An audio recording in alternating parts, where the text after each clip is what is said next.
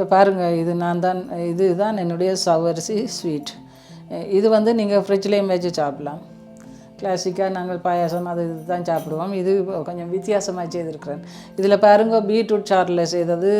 மற்றது இது வந்து அந்த என்னென்னு சொல்கிறது, ராசவள்ளி கிழங்குன்ற அந்த பவுடர் எடுத்து வச்சேன்னா அது செஞ்சது. மற்ற உளுத்தமா அரிசிமா கலந்தது.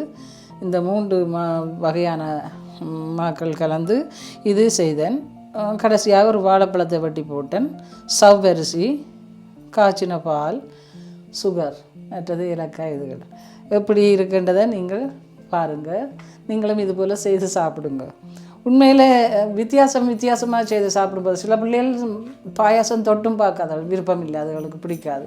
இந்த மெத்தடில் செய்து கொடுத்தா அவைகளுக்கு வடிவாக இருக்குன்ட்டு சாப்பிடுவார்கள். நீங்கள் விரும்பினா மாம்பழத்தையும் வெட்டி போடுங்க. ஓகே, வெட்டி போட்டால் இன்னும் நல்ல சுவையாக இருக்கும். ஐஸ்கிரீம் கப்பில் கொடுத்தீங்கன்னா ஐஸ்கிரீம் நினச்சி சாப்பிடுவோம்.